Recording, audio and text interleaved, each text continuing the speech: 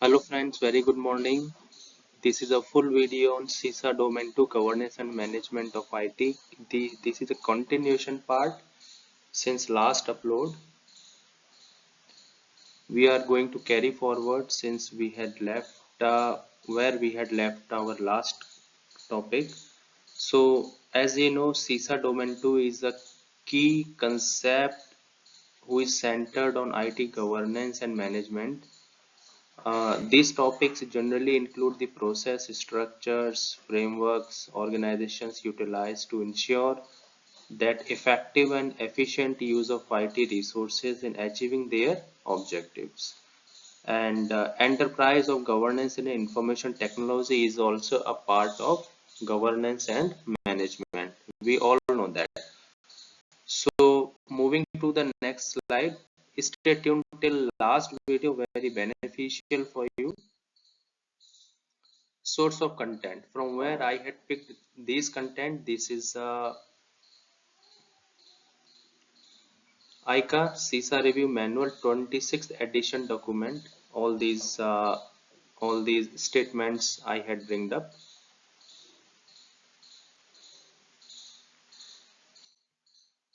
Okay, here the first one.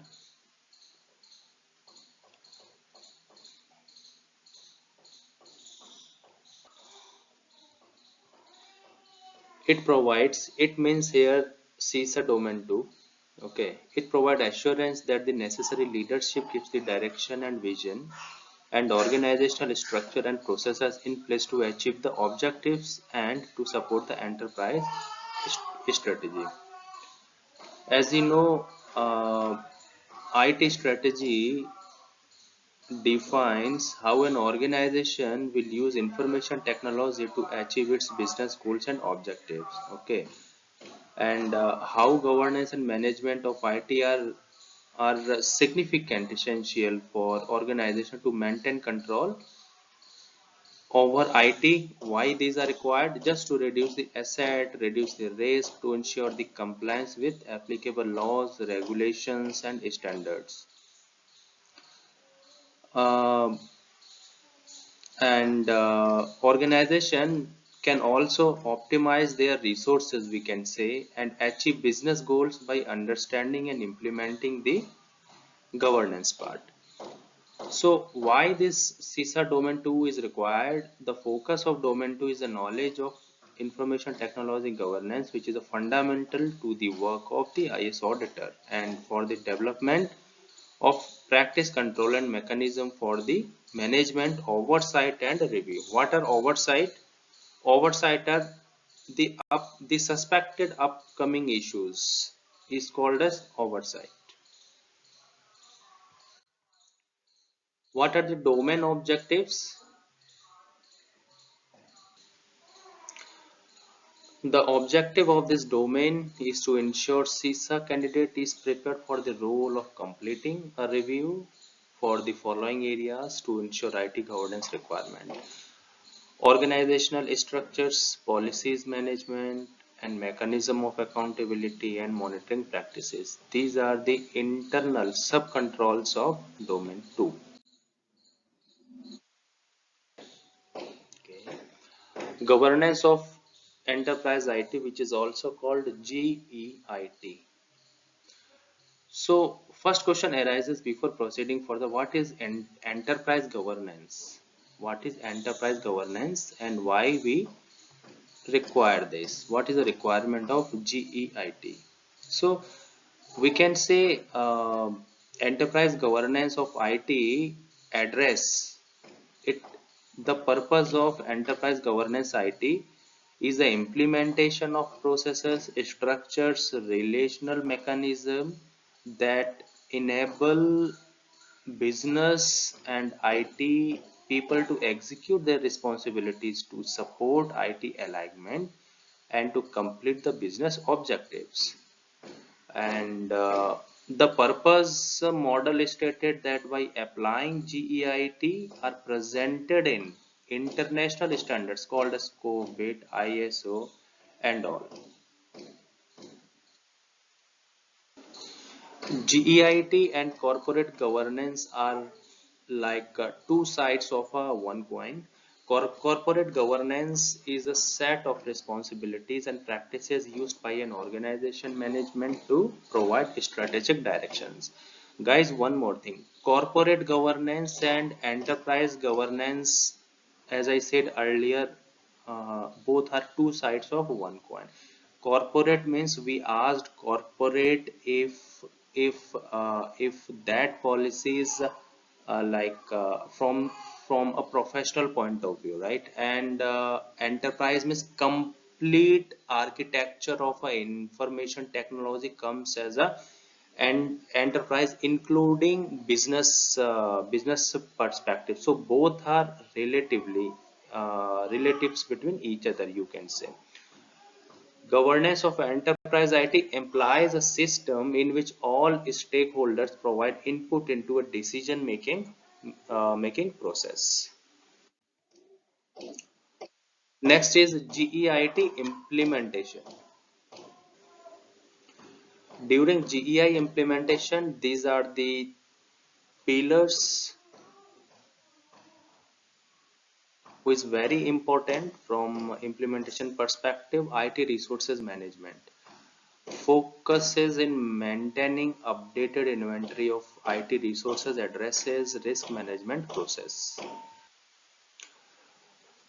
In IT resources management, this is a process, we can say, of effectively planning, allocating and controlling the utilization of resources to achieve the business goals. Point number one.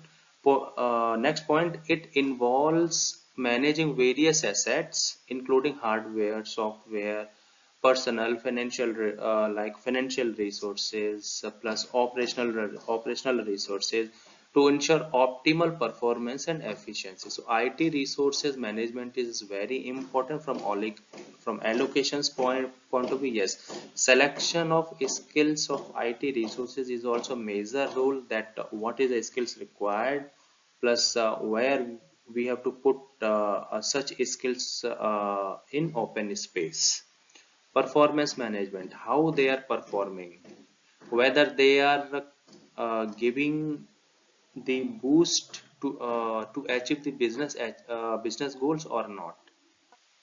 Why performance management is required? Performance management is required because these are helps managers or the senior managements to monitor and evaluate the employees works. The goal of performance management is to create an environment, okay, where people can perform to the best of their abilities and in alignment with the organization's goals. And this is widely used in every sectors, like in whether in government sectors, private sectors, and public sectors, and all. So overall, we have to empower the employees and just keep it engaged from the business point of view. Compliance management, yes. Address legal, regulatory, contractual compliance requirements. So question may be asked that why compliance management is required.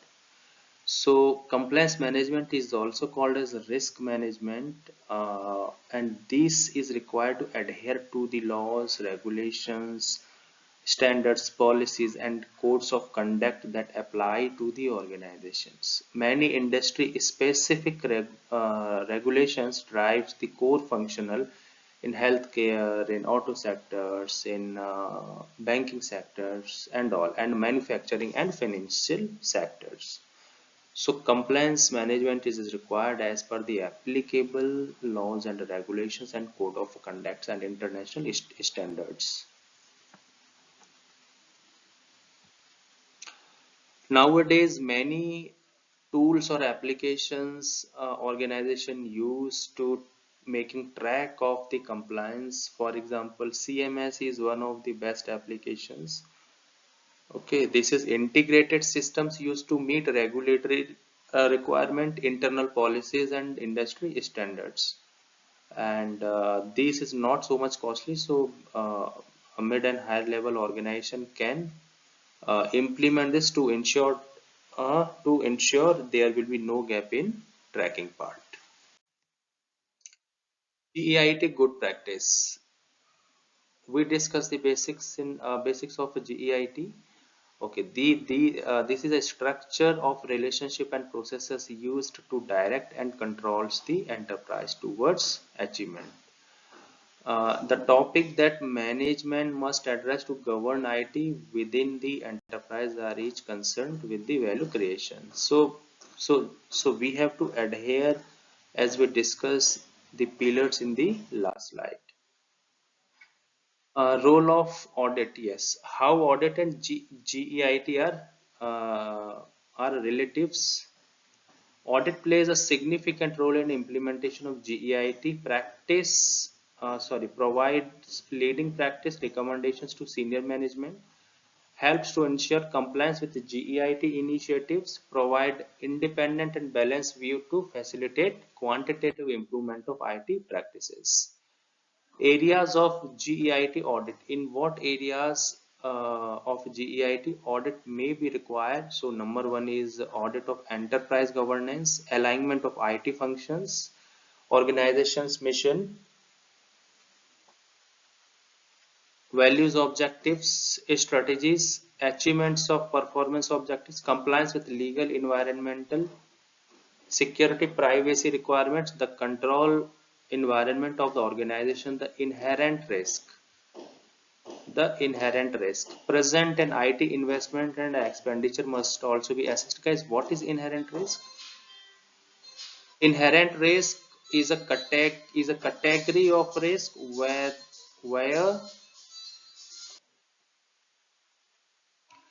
inherent risk are those risks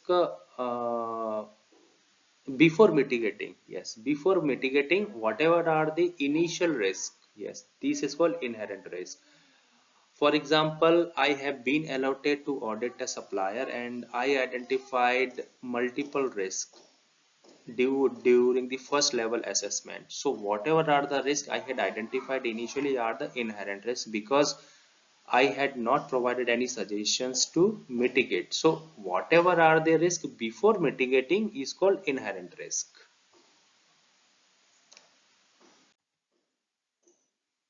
Very important slide. GEIT frameworks, COVID-5, ISO, ITIL and IT baseline protection catalogs. These are only samples, guys. Otherwise, GEIT frameworks we can also consider ISO 31000 and I mean many ISO series plus NIST also is a GEIT framework. So this is only a demo slide. Okay. So COVID-5 is a GEIT framework. ISO 01 is a GEIT, ITIL in which I think five uh, five five controls was there, major controls: ITIL service strategy, ITIL service design, ITIL service transition, operation and continual service improvement. IT baseline protection logs, these all are considered as IT baseline protection logs. So GIT frameworks are very important. You can also include other, for example, NIST, SOX and all. Moving to the next slide, enterprise architecture. Enterprise architecture, as per the international definition, um, enterprise architecture is one who can better analyze, better design, better planning and implementation using a comprehensive approach at all the time for the successful development and execution of a strategy. Enterprise architecture, applies architecture principles and practices to guide organization through the business information process and technology changes necessary to execute their strategy. I hope you are well understanding that how enterprise architecture is required. Enterprise architecture is a practice focused on documenting and organizing IT assets in a structured manner. EA means enterprise architecture. Facilitates the understanding of and planning of IT investments through comparison of the current state and optimized future state. Um, there are two types of enterprise architecture driven. Number one is technology driven and business driven. Technology driven, uh, this seeks to clarify the complex technology choices faced by an organization in order to provide guidance on the implementation of solutions. However, business driven are understanding the organization in terms of its core process and derive the optimum mix of this is of technology needed the support of these processes. So technology driven means what are the latest changes market have, and business means what are the strategies related, what are the processes related. These are the difference between technology and business types. Now it's time to discuss the question number 1. So discussion question number 1. What is the question? Which of the following choices is the primary benefits of requiring a steering committee to oversee IT investment? What is a steering committee? We will discuss in coming slides, but as of now, steering committee is we can say is a small brother of management who is completely taking care of a project implementation from end to end. So which of the following choices is the primary benefit of requiring a steering committee to oversee IT investment? Options are conduct a feasibility study to demonstrate IT value, to ensure that investment are made accordingly to business requirement, to ensure that proper security control are enforced, to ensure that standard development methodologies are implemented. You can pause the video here if you need more time to give the answer. Since I am doing the live video, so it's not good for me to hold this session. So the right answer is option number B, to ensure that investment are made accordingly to the business requirements. However, point number C is very close. D is also very close. But if you look the question here, they are asking that primary benefits of requiring steering committee to oversee IT investment. They are more focusing on IT investment. That's why we need to make answer with respect to IT investment, and here point number B is more close. To ensure the IT to ensure that investment are made accordingly to the business requirement is the right answer. Discussion question number 2.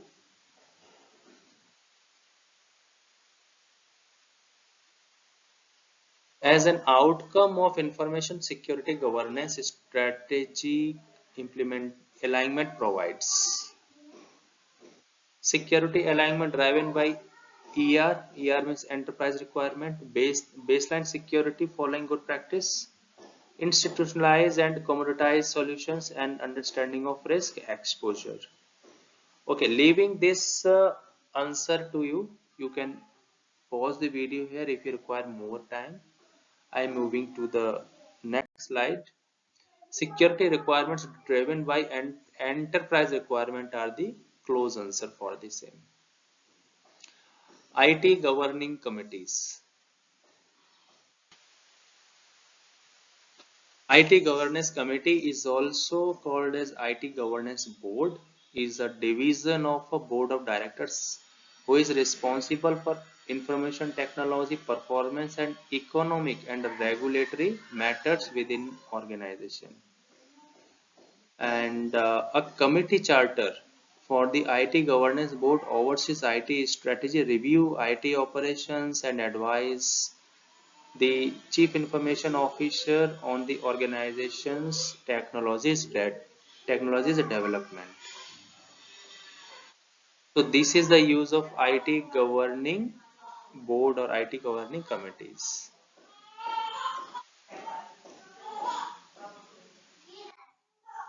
Yes, very important slide. What is the difference between IT strategic committee and IT steering committee? Are both same, or does there is any difference between these two? If we talk about the responsibilities part, then strategy, see carefully. Strategy means you need to strategize, you need to have a plan how you can execute the business for a profitable uh, business, we can say. However, IT steering is a type of management who looks about the aligning of IT services, aligning of IT resources, and also this is the basic difference between these two. Okay, if we talk about the responsibilities part, so IT strategy committee provides insight and advice to the board across a range of IT. And steering committee, it decides an allocation of IT spending. See carefully. IT spending aligns and approves the enterprise IT structures and other oversight functions. Is a function of IT steering committee, and this is a role of management as well. That's why before starting I had asked that steering committee is a, what I can say, steering committee uh, is a subtype of management, right, who looks about the IT spending part, allocations of IT part, and approves the enterprise architectures. Okay, who funds the project initially and all.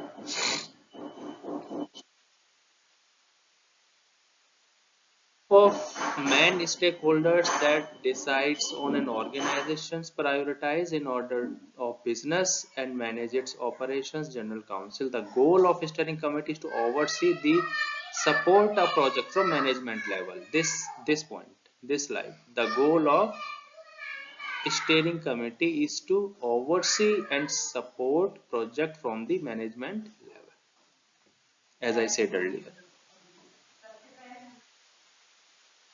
Next is authority. Advises the board and management on IT strategy. See, IT strategy committee is just having a boundary till strategize and the core functions, till the core functions only. Advises the board and management on IT strategy, focusing on current and future strategic IT issues. So IT strategy committee having limitations till IT issues. They cannot they cannot bring up the issues like IT fundings, IT alignment and all. No. Only IT issues, what are the ongoing issues and all. However, IT steering committee as is the executive in the delivery of IT services. Delivery means indirectly for the IT alignment, IT resources alignment, oversees management of IT service delivery projects and implementations part. I hope it very clear about IT strategy committee and steering committee. I repeat once again, steering steering committee focus on IT spending, IT enterprise, aligning of resources and all. However, IT strategy committee is focused of IT issues, internal ongoing IT issues. Membership includes board members and specialist non-board members.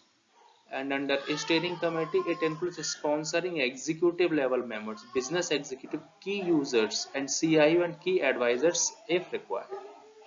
So these are the basic difference between strategy and steering committee.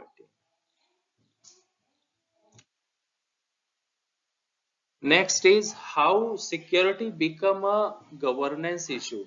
What do you think about this? Security. If we want to implement more security, definitely there would be a governance issue. How? For example, if our network is global expanding, then governing may be bit difficult because you have to manage a global governing part. Okay. Second is rapid technology changes and innovation. If technology is changing very frequently and very significantly, then implementing and a new addition of governance is a bit difficult part here for new innovation coming. Nowadays, for example, AI is coming, so policies somewhere you need to modify, or some policies you need to add. If we talk about the AI, who is may be a challenge for few organizations. Next is increase in threat agent sophistications. Okay. Next is extension of organizations beyond the traditional boundaries. Yes, very important. For example, if business uh, is dealing in other functions, then maybe a governance challenge initially, but after a certain time, it will be overlap. Information security governance. This is a responsibility of the directors and executive managements. Information security governance is a subset of corporate providing strategic directions for security activities and ensuring that objectives are achieved. An information security program comprises the leadership, organizational structure and the processes the safeguard informations. Sourcing practice, very important from the TPRM point of view. What is sourcing? Sourcing means where we have to provide the service. What is our route sourcing? I mean, route providing and a service. So sourcing practice relates to the way in which the enterprise obtains the IT functions required to support the business. These functions may be required or may be valued by the organization in-house or or called as insourced. Second, organization can deploy our third-party vendor or called as outsourced functions. And third is mix of both insourced and outsourced.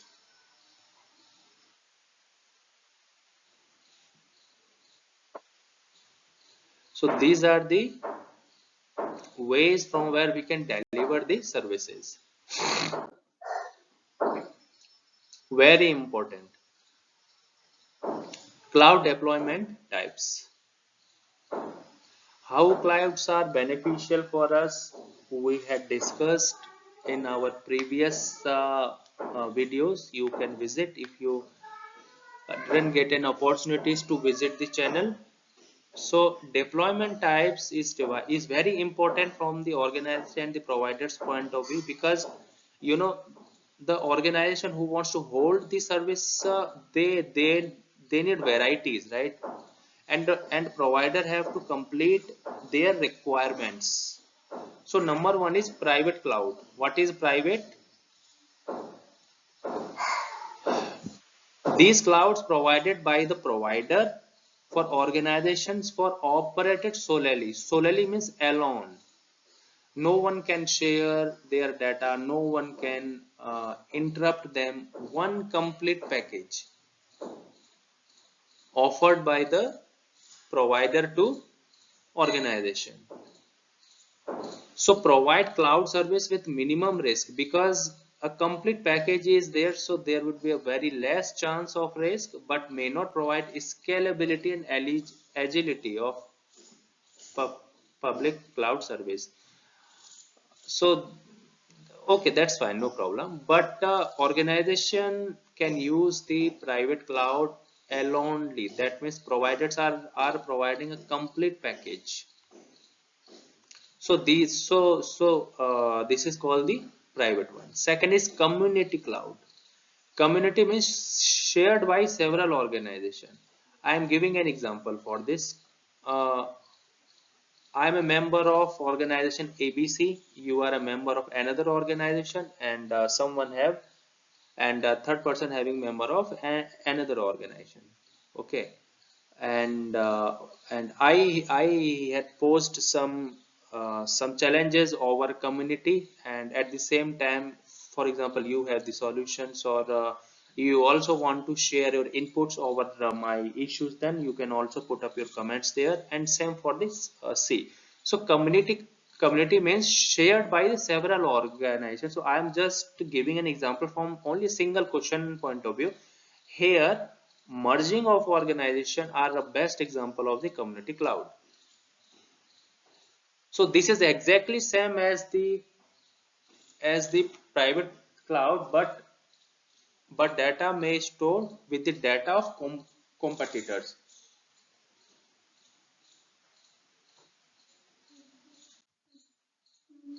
Next is public cloud. What is public?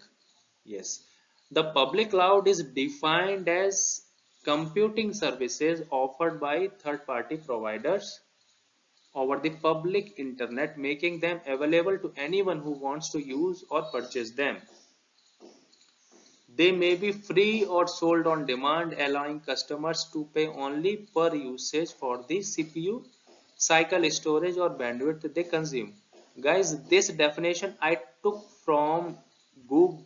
From Google. This is not a part of.